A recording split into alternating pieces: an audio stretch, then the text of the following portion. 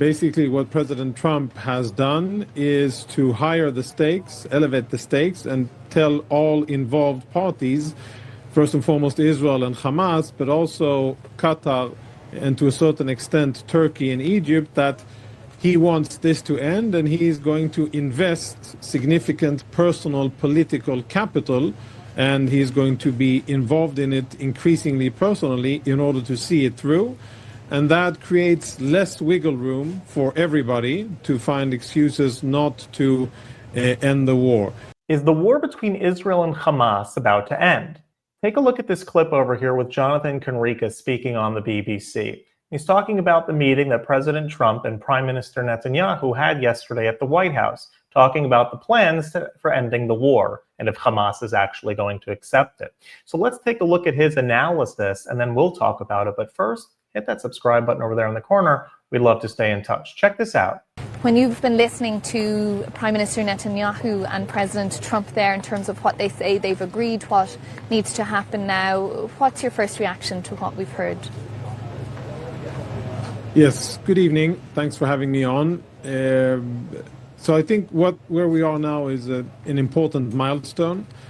Basically, what President Trump has done is to higher the stakes, elevate the stakes, and tell all involved parties, first and foremost Israel and Hamas, but also Qatar and to a certain extent Turkey and Egypt, that he wants this to end and he is going to invest significant personal political capital, and he is going to be involved in it increasingly personally in order to see it through.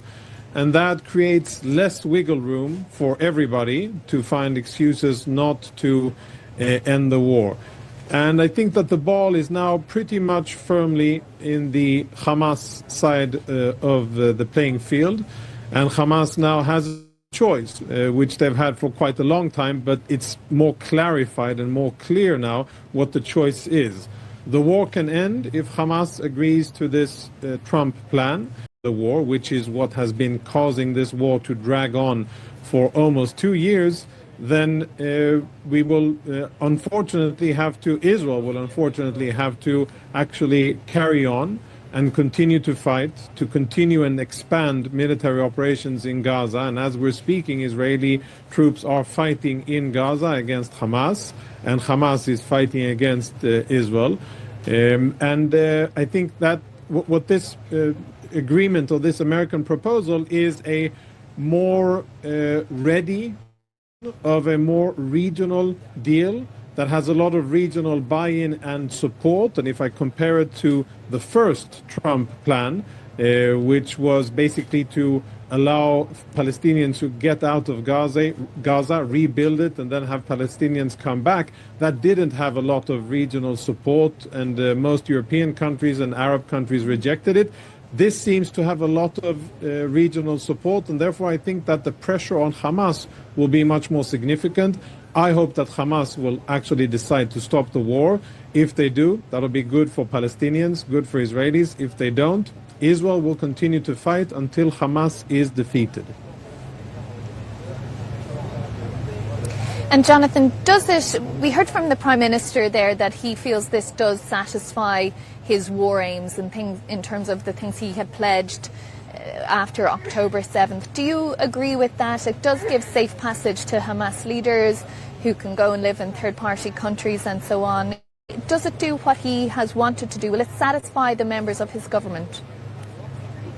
Yeah, we could definitely see that both President Trump and Prime Minister Netanyahu, but specifically President Trump, went to great lengths in order to emphasize that. And of course, the intended target audience was domestic public opinion in Israel, and specifically the current Israeli government. And I think there will be a challenge here because this falls short of the complete, total victory that the Prime Minister has been advocating for.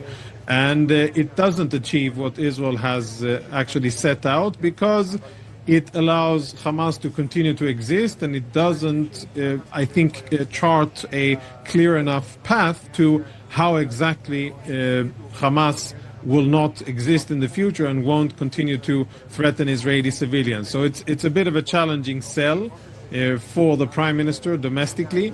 I suppose I'm no political expert, but I think that there will be otherwise support for it from these in the Israeli government, that they will be providing the necessary political support needed for this to pass.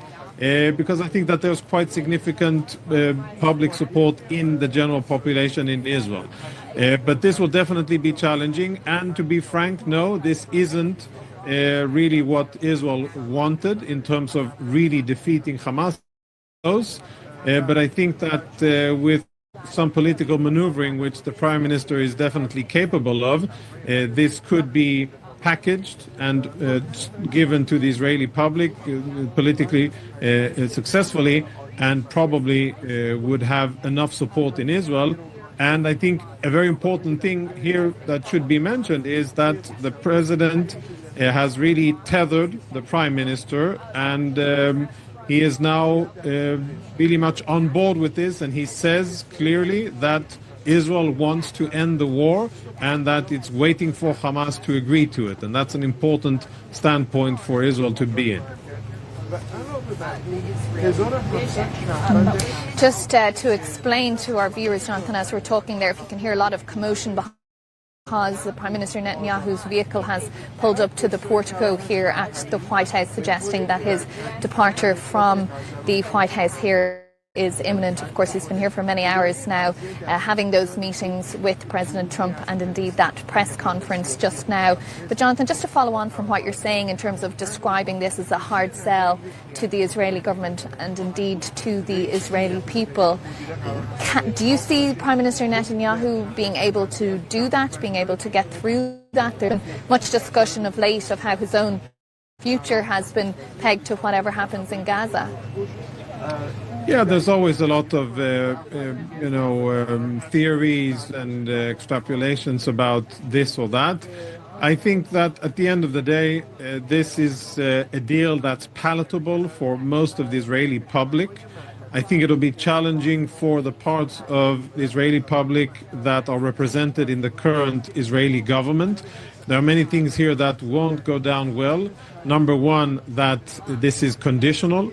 Number two is that Hamas will be basically given a way out, and that they won't surrender to Israel, but that they will be given some kind of amnesty if they agree to it. Third is that, President or Prime Minister went to great lengths in order to explain why that wasn't the reality. But at the end of the day, it looks as if a path is being built here for the Palestinian Authority to actually assume control over Gaza. And I think that's very far from what most Israelis, and this I think crosses political boundaries in Israel, would be happy to see, because the Palestinian Authority is an abysmal failure. Extremely corrupt, incapable of governing itself and its own affairs, and already failed once at governing Gaza, hated and despised by Palestinians in Judea and Samaria, what you refer to as the West Bank, and Gaza alike. And I think a body that has proven to be totally incapable of governing and doing anything useful for the future of the Palestinian people, and that's going to be difficult to promote in Israel, and that's going to be challenging. And I think the Prime Minister didn't mention in name, the President Trump did, mentioned UNRWA as an organization that is corrupt and not worthy of funding, and I think that's a very correct standpoint. I think standing between Jonathan, just to interrupt you there, because I know you just want to interrupt you one thing, because I know you're tight on time, but just when you mentioned the West Bank there, that was something we didn't hear either leader go into detail on in the speech. We obviously have heard Prime Minister Netanyahu talk about his plans for the West Bank, and President Trump saying just a few days ago that should the Prime Minister move to formally annex part of the West Bank, that he wouldn't stand for that. Do you think perhaps they didn't discuss that? It doesn't seem to form part of this announced plan anyway. No, I think you make a very important distinction and point here, and I think that is part of the threat that this proposal is. There are many carrots that are attached to this proposal. Many of them are very good for Palestinians in general, and very good for Gazans. There are a few sticks, and one of the big looming sticks that perhaps weren't mentioned by name is, and I think the omission here is very powerful, is that when President Trump says, well, if Hamas doesn't agree to the deal, then Israel will have full American support to do what it needs in order to mitigate the threat, I think many people could read into that it would also mean and be consequential for the situation in what we in the region call Judea and Samaria, that you just referred to as the West Bank. And I think that there's more here at stake than just the future of the Gaza Strip. And I think quite very important to look at. There was no real mention here of a so-called Palestinian state. And I can understand Mustafa Barghouti's frustration, because the Palestinian Authority was described, I think, in very realistic terms as corrupt and not capable of really operating, and not really a partner, and something that is marginalized and sidelined here. So there's a big threat looming here as well, and I think the responsibility now on the shoulders of Hamas, but really Qatar, Egypt and Turkey. They have a responsibility not only for the future of Gaza, but I think that the stakes are higher when it comes to Judea and Samaria, or the so-called West Bank as well.